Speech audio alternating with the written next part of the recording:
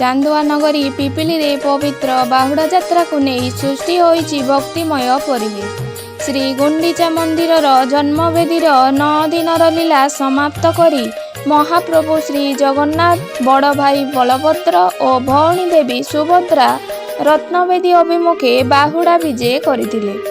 रथ टाणिबा पई हजार हजार श्रद्धालुंक भीड़ जमिथिबा बेले समग्र अंचल जय जगन्नाथ ध्वनि रे प्रकंपित होई उठितिला। पिपिली रे महाप्रभुंक बाहुड़ा यात्रा को नहीं सकाळु आरंभ होइतिला विभिन्न नीतिकांति।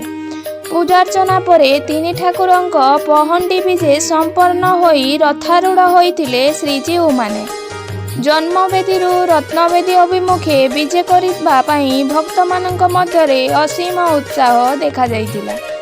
रथ टाणिबा पई हजार हजार भक्त सामिल होइथिबा बेले जय जगन्नाथ और हरिबोल ध्वनि रे प्रकंपित हेला सारा चांदुआ नगरी।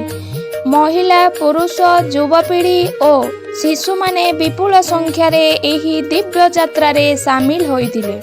यात्रा को श्रृंखलित और सुरक्षित भावे संपन्न करिबा पई प्रशासन पक्षरु व्यापक सुरक्षा व्यवस्था करा जाइतिला। पुलिस अग्निशम बाहिनी विद्युत विभाग स्वास्थ्य विभाग और स्वेच्छासेवी माने समस्त व्यवस्था को सुचारू रूपे परिचालना करथिले। Bureau report Pipili express. पवित्र बाहुड़ा श्रीगुंडीचा ठारू बाहुड़ा पर्यंत 9 दिन व्यापी यात्रा चालू रही माँ पड़ीशुणी पीठरे आज तार शेष दिवस रे प्रभु रथारूढ़ होकर रथ टणा चली।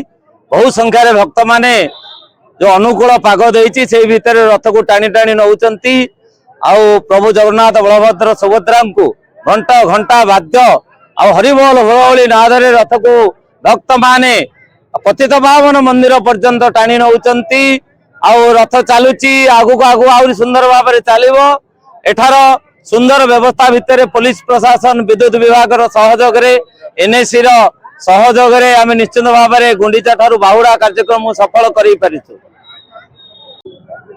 जो संस्कृति परंपरा आम आज उपस्थित रहीचे से नीलाद्री भाई द्वार ब्रह्म से बोर आनंद एक बार हरि हरि बोल समस्त जगन्नाथ मंगल करो। ये जो घोष यात्रा आज प्रश्न कर आज जो बाहुड़ा यात्रा परंपरा कौन बार बार नीति कौन कहीं कराए से बहुत कथा तेणु संक्षिप्त कहया गले आमर गोटे जो गुप्त पूजा होता है या गुप्त नवरात्रि भी कह जाए। गोटे बढ़िया प्रश्न आप जानवा दरकार।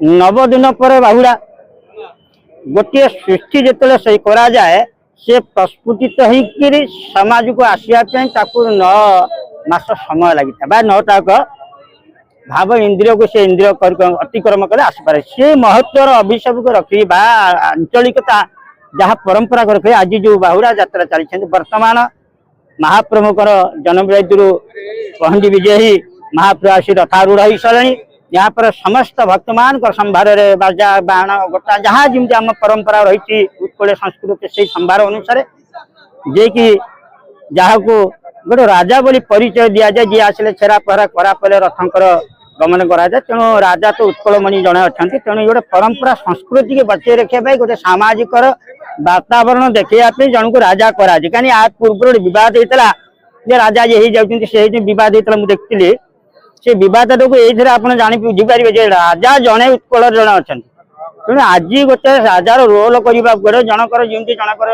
नाटक जन अभिनय करे पुरुष प्रकृति भितर सेमती आज अभिनय करने को आपको दि जाए राजा हिसाब से। तेणु यह भ्रांत धारणा को आपण मैंने लिभे दिंतु।